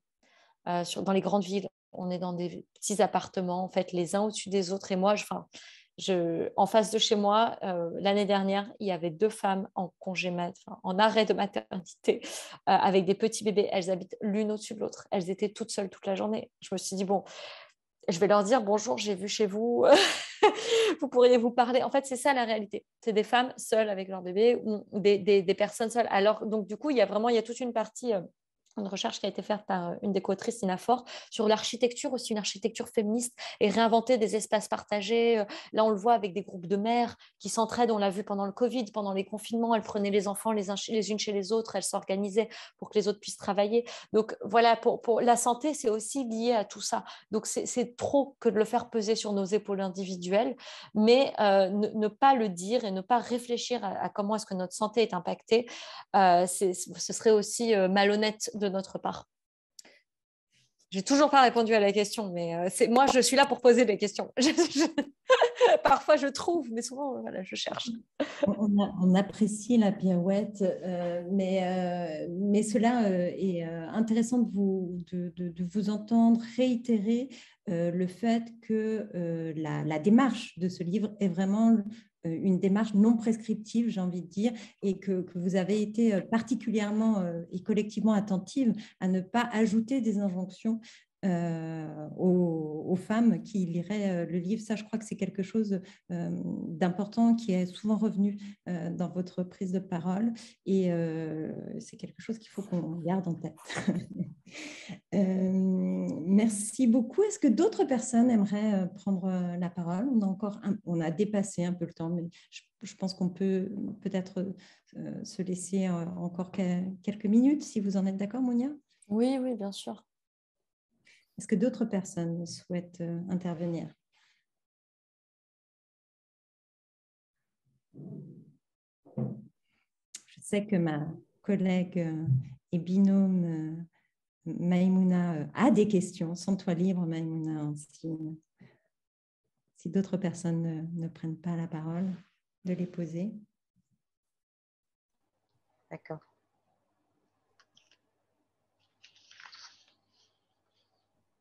Personne? Maïmouna va parler. Ok.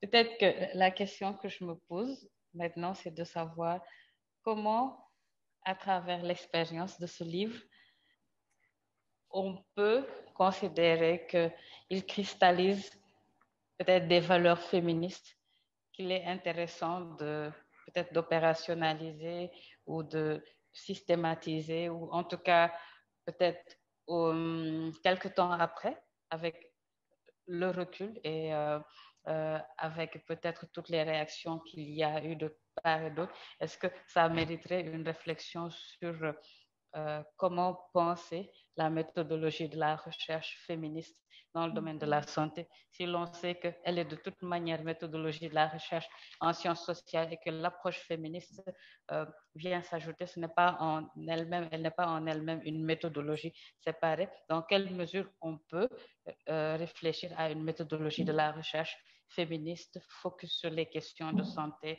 et peut-être éventuellement quels sont les grands principes qui sortiraient. Je pense qu'il y a beaucoup de mots-clés qui sont ressortis dans les échanges. Tout à l'heure, on a parlé de sororité, d'intersectionnalité, etc. J'aurais bien aimé savoir si de votre côté, il y a ces idées-là qui émergent. Merci Maïmouna, c'est une super question. Je pense que la recherche, tout à l'heure je crois que c'est vous qui avez parlé de savoir situer. En fait, moi je n'avais pas mis ce terme, mais c'est vraiment ça. Les anthropologues féministes ont dit, on questionnait l'objectivité, et les Black féministes aux États-Unis aussi, bien avant elles. En fait, qu'est-ce qu'on a construit en sciences comme l'objectivité? C'est valable pour toutes les sciences, pas que les sciences humaines. Au final, c'est le regard de l'homme blanc, d'un chercheur blanc. Et quand on ne pose pas cette question-là de qui fait la recherche, au final, on se met dans la peau de cette personne qui est neutre. Bonsoir.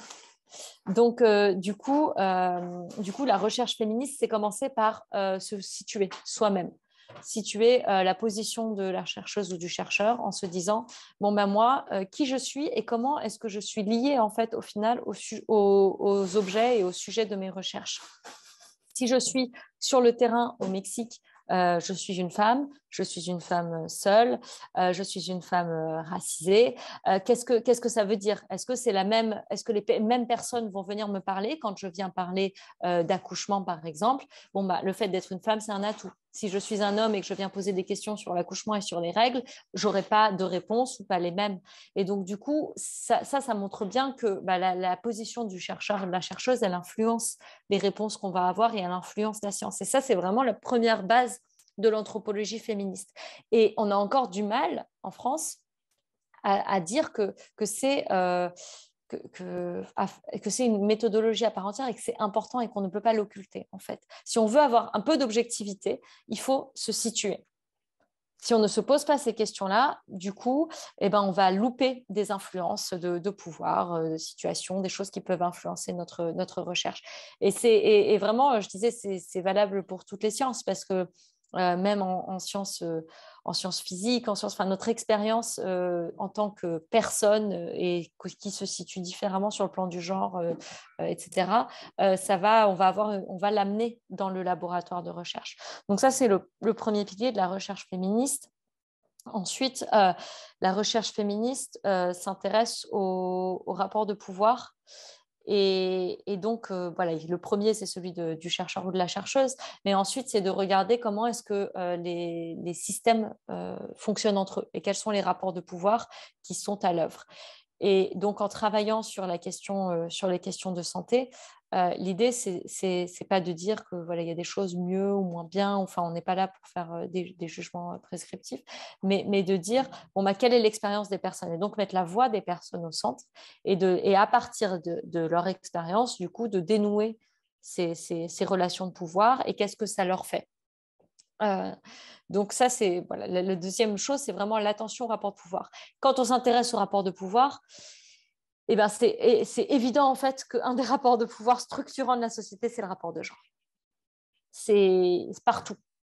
Et du coup, quel que soit le sujet sur lequel on travaille, et ça, c'est valable dans la recherche, mais aussi, je le dis aux ONG, vous le savez très bien, mais vraiment, quel que soit le projet, on fait un projet en assainissement, un projet, peu importe, quoi, il y a la question du genre qui est là, puisqu'on travaille avec des êtres humains, on travaille avec des personnes, donc elles sont dans un système social, donc il y a des rapports de pouvoir, et un de ceux-là, c'est le genre.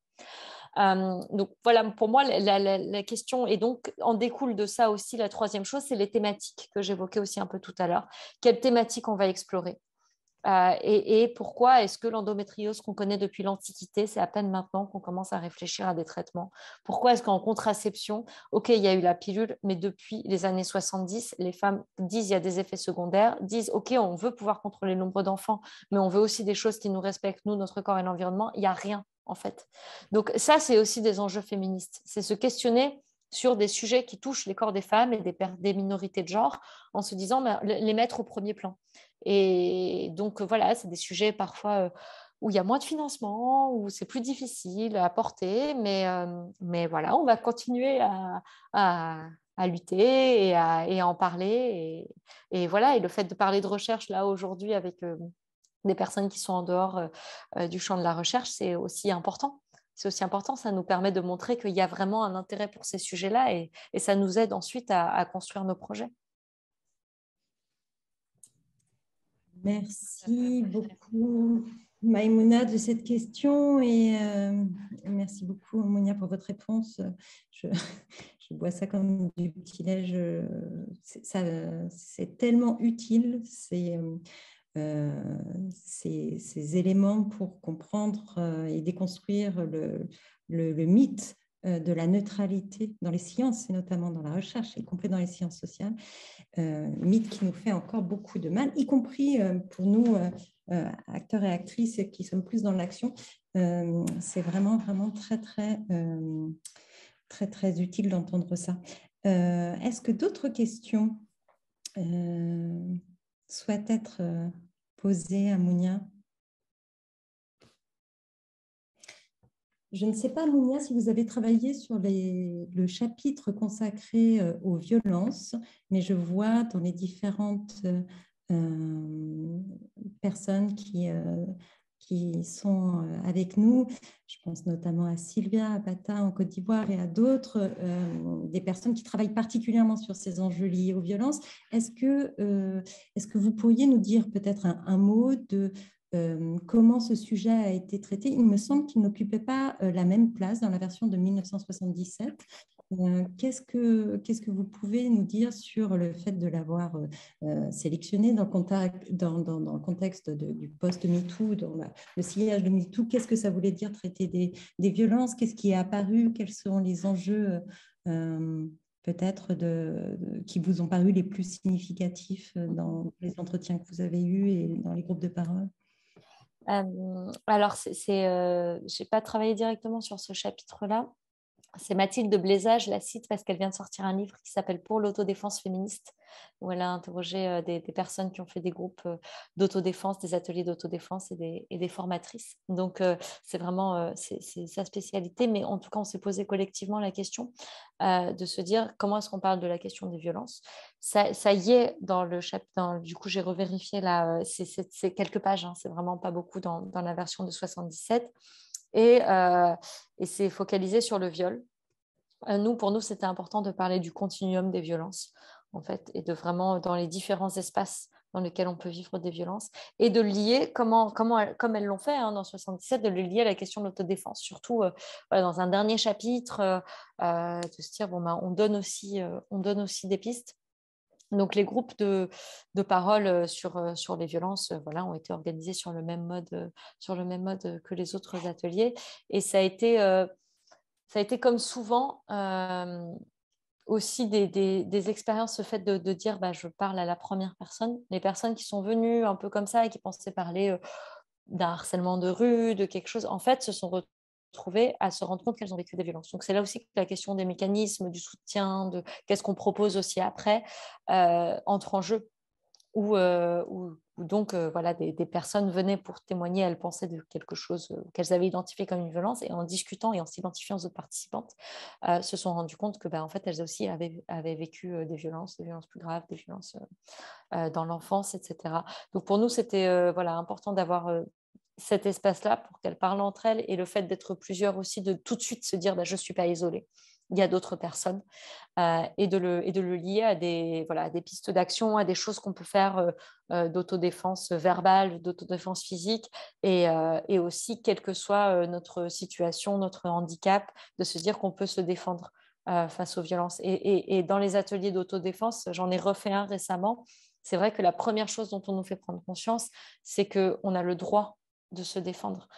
Et la socialisation des filles et des femmes, c'est de dire je ne dois pas faire mal, je dois prendre soin. Et donc là, même dans les ateliers d'autodéfense, où c'est pour de faux, où on est face à une autre femme, où on apprend à riposter, à se défendre, on n'ose pas. La première barrière, elle est à l'intérieur. De se dire mais je vais faire mal. Oui, en fait, si notre vie est en danger, oui, il faut faire mal. Et donc ça, c'est vraiment, c'est pas forcément à prendre des prises, etc. C'est une prise de conscience, de confiance en soi, et c'est ça aussi qu'on a essayé d'infuser dans ce chapitre, avec aussi des pistes de guérison de violences sexistes et sexuelles, d'inceste, des femmes qui disent moi, la danse, le sport, l'art, de donner vraiment des pistes concrètes pour se guérir. Et vivre notre vie avec ce qu'on a vécu dans le passé aussi, qui continue à nous accompagner, mais continuer à avoir des pistes pour avancer. Merci beaucoup. Je vois que ça a encouragé Sylvia à prendre la parole. Sylvia, je t'en prie, pose ta question. Oui, bonjour Aurélie, bonjour Mounia, bonjour à toutes et à tous. En tout cas, je remercie déjà Equipop pour cette belle initiative. Mounia, merci pour votre intervention. En fait, ce que je voulais dire concernant la question des VDG en Côte d'Ivoire, la libération de la parole, il faut dire que chez nous, ça a commencé un peu. On n'a pas eu de MeToo en tant que tel, comme ça s'est passé en Europe, comme ça s'est passé aux États-Unis. Mais déjà avec le hashtag Vraie femme africaine que Bintou Mariam a créé, ça a permis quelque part de mettre en exergue le poids de la tradition. C'est dit que, moi je dis toujours, la mauvaise foi des Africains qui prennent toujours comme tradition, les traditions comme prétexte pour assévir les femmes africaines. Et donc, ce mythe, ce hashtag-là a permis d'un premier temps la libération de la parole. Ensuite, en Côte d'Ivoire, depuis l'année dernière, surtout en septembre 2021, où il y a eu la scène d'apologie du viol sur un plateau de télé. Ça, par exemple, je pense qu'à partir de cet événement-là, ça a permis quelque part de faire prendre conscience aux autorités. C'est vrai que nous, en tant qu'activistes, les acteurs de la société civile qui travaillent sur la thématique. Longtemps, on disait que le viol, il est généralisé, il est banalisé, les VBG en général, les violences que subissent les femmes sont banalisées, qu'il n'y a pas assez d'action et tout ça. Mais le fait qu'il y ait eu cette scène-là, et ça a été un scandale, que ça fait le tour du monde, et que ça offusque plus d'un, donc, les autorités ivoiriennes ont quelque part commencé à prendre conscience que, effectivement, voilà, il y a une banalisation qui est là et qu'il faut faire quelque chose. Donc, sur le volet normatif, le volet législatif, il y a eu un léger, moi je qualifierais de léger, une légère évolution, en ce sens où on a maintenant une loi de protection des victimes de violences domestiques, de viols et de violences sexuelles autres que domestiques, chose qu'on n'avait pas avant. Mais n'empêche que la question de la prise en charge au niveau de mécanismes de prise en charge, c'est vraiment, ça laisse à désirer, quoi. C'est qu'il y a beaucoup à faire. Donc, je pense quelque part que des années en arrière, quand on essaie de faire une rétrospection, il y a eu un peu d'avancée, surtout en Côte d'Ivoire, et que la dynamique dans laquelle cette jeune génération de féministes que nous sommes, de plus en plus qui sont engagées, qui prenons la parole, qui dénonçons, si on continue ainsi, on pourra d'ici là, 5 ans, évoluer encore plus. Donc, c'est ce que je voulais ajouter. Je remercie encore Equipo pour cet atelier-là. J'espère qu'on en aura comme ça. Et puis, merci Aurélie. Allez. Merci beaucoup. Voilà, c'est ce que je voulais ajouter, c'est que ça me fait penser au contexte du Mexique où je travaille, où les femmes disent nous, on veut changer les mauvaises traditions. En fait, cette question de la tradition, elle revient souvent. Et puis, en tant qu'anthropologue, voilà, on nous demande souvent de nous positionner, etc. là-dessus. En fait, la tradition, c'est quelque chose de dynamique.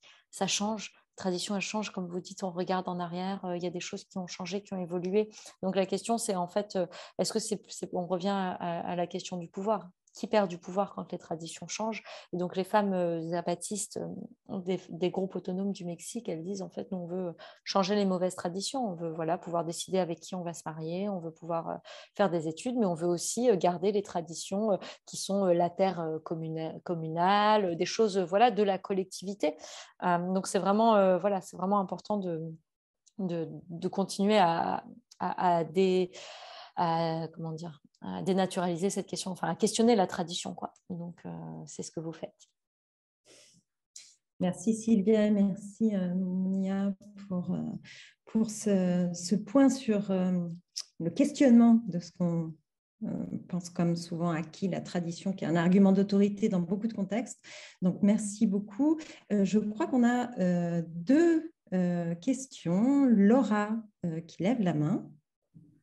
Est-ce que Laura je vais prendre la parole pour Laura, mais dans la salle, on est curieuse de savoir quel sera votre prochain projet. Alors, pour l'instant, j'ai travaillé sur la grossesse et l'accouchement, et donc maintenant, je travaille sur le postpartum. Donc aussi, je disais, l'anthropologie de la reproduction, c'est une petite branche, et l'anthropologie du postpartum, il n'y a pas grand-chose. Donc là, c'est aussi le travail des militantes qui a mis cette question en avant. Et donc là, en ce moment, je mène une étude à Paris et à Mexico sur le vécu du postpartum pour m'intéresser aux structures qui existent ou le soutien. Voilà. Où est-ce que les femmes trouvent du soutien? Quel est leur vécu dans les deux contextes dans lesquels j'ai travaillé. Voilà sur quoi je suis en ce moment. Et j'ai aussi travaillé sur les questions de santé environnementale et d'écoféminisme au Mexique. Et voilà, et peut-être que je travaillerai aussi sur le sujet en France. Super. Très bien. Sujet postpartum qui est également abordé dans notre corps nous-mêmes. Nous avons des éléments Oui, alors justement, les femmes des autrices qui avaient accouché ont dit en fait, il faut absolument, il n'y a rien. Et c'est vrai qu'il n'y avait rien, quoi, puisque le mouvement Mon Postpartum est sorti en février 2020. Quoi. Et du coup, nous, quand on écrivait le livre fin 2019, eh ben, ouais, c'était important d'avoir aussi quelque chose dessus dans le livre. Super, donc on a hâte de lire les premiers travaux que vous allez partager sur cette question. Effectivement, il y a un vide qui nous intéresse de voir combler. Moi, j'aimerais ne pas finir peut-être cet échange sans poser la question de comment notre corps nous-mêmes et peut-être ses multiples traductions et adaptations peuvent participer à un certain féminisme transnational. Je crois que c'est une autrice sociologue américaine qui avait évoqué cette hypothèse, le fait que notre corps nous-mêmes, et notamment dans ces multiples adaptations, traductions, pouvait vraiment venir renforcer ce féminisme transnational. C'est quelque chose évidemment qui nous habite beaucoup à Equipop et qui habite beaucoup des personnes qui sont autour de ce Zoom. Est-ce que vous avez des pistes là-dessus sur comment peut-être continuer à utiliser notre corps nous-mêmes dans cette perspective? Comment s'en servir? Comment le faire vivre dans cette perspective? Le fait qu'il y ait des collectifs qui... Moi, quand le livre est sorti, j'avais fait une interview pour Tel Quel au Maroc et j'avais été contactée par un collectif de femmes au Maroc qui réfléchissaient à aussi faire une adaptation. Donc, en fait, je trouve c'est ça la beauté, la richesse de ce livre, c'est qu'à la fois, on a besoin de notre corps nous-mêmes dans chaque pays, dans chaque contexte différent, parce que nos vécus sont différents, voilà, les questions auxquelles on est confronté sont des degrés divers, mais en fait, les questions en elles-mêmes sont les mêmes. Et donc, vraiment, chaque nouvelle édition de Notre corps nous-mêmes vient contribuer à cette grande bibliothèque des savoirs, à cette sororité internationale où on peut s'échanger des choses entre nous à part livres interposés, et les livres circulent bien, circulent assez facilement. Donc, voilà, les versions numériques aussi. Donc, ça permet en fait de construire ces questionnements et de nous enrichir. Donc, ouais, je pense que c'est vraiment... elles avaient pensé, les autrices américaines, quand on les avait rencontrées en 2018, au début du projet, elles nous avaient dit pour 2020, ce sera les 50 ans du livre, on va faire une grande conférence. Bon, ça, pour les raisons que vous connaissez, ça n'a pas eu lieu, mais nous, on en parle régulièrement. On se disait que ce serait vraiment très, très chouette d'avoir toutes les personnes qui ont travaillé dessus et pouvoir comparer, échanger, discuter, voir les points de convergence, les choses auxquelles on n'a pas pensé. Et aussi, il existe aux États-Unis un autre corps nous-mêmes édité par des personnes trans, donc Trans Bodies, Trans Selves, qui a été fait aussi avec des professionnels de santé. D'ailleurs, la version ancienne sénégalaise est aussi faite avec des professionnels de santé, donc c'est des démarches un peu différentes de personnes qui sont concernés, mais avec des professionnels de santé. Donc, pourquoi pas? Enfin, voilà, notre corps nous-mêmes, c'est ce qu'on se disait, même des versions spécifiques. Je suis sûre que les femmes des zones rurales pourraient faire leur notre corps nous-mêmes, les femmes des quartiers populaires, les femmes issues d'immigration postcoloniale, les femmes lesbiennes. Enfin, on pourrait imaginer tout ça. Donc, c'est un outil qui est beau parce qu'on peut s'en servir, on peut s'en saisir. On peut s'en saisir à différentes échelles. Donc, j'ai hâte de voir. Puis, c'est des rencontres de personnes aussi, à chaque fois qu'on parle du livre et à chaque fois qu'on rencontre de nouveaux collectifs. Donc, c'est ça aussi qui construit le féminisme transnational. Merci beaucoup pour à la fois ces pistes, mais à la fois cet élan. On sent qu'il y a encore beaucoup de ponts à construire autour de cet ouvrage et plus largement autour de toutes les personnes qui, partout dans le monde, travaillent sur ces questions-là. Je pense qu'on poursuivra ce dialogue et qu'on essaiera de rendre possible, d'apporter notre contribution à notre échelle à cette construction de féminisme transnational. Je crois qu'on arrive bientôt au terme de cet échange. Est-ce que Maïmouna, tu souhaiterais peut-être dire un dernier mot de Dakar? Merci Aurélie. Juste remercier Mounia pour ce partage généreux et très profond et en même temps qui fait passer de l'intime à ce qu'on peut considérer comme, on va dire, la sphère publique ou en fait la sphère plus générale de la recherche, de la solidarité internationale, etc. Et en fait, j'aime bien cette idée de transnational et toute cette perspective de pouvoir réfléchir plus globalement aux témoignages de femmes du monde entier, voir quels sont les liens entre leur vécu, leurs préoccupations, décrypter ce que ça implique comme enjeu en termes de pouvoir patriarcal, système de genre, etc. Et donc, pour moi, ce livre, je n'ai pas eu l'occasion de le lire en entier encore, mais à travers également la discussion que nous avons eue aujourd'hui, j'ai pu sentir toute la portée, toute la résonance, en fait, que ça a dans la réflexion féministe, dans les enjeux autour de la sororité, les enjeux intersectionnels, etc. En tout cas, ça suscite beaucoup de questions et beaucoup d'envie de mon côté d'en savoir plus et de réfléchir davantage à ces questions. Merci beaucoup pour cette richesse et j'espère que nous aurons d'autres occasions d'échanger. Merci beaucoup. Merci Maïmouna.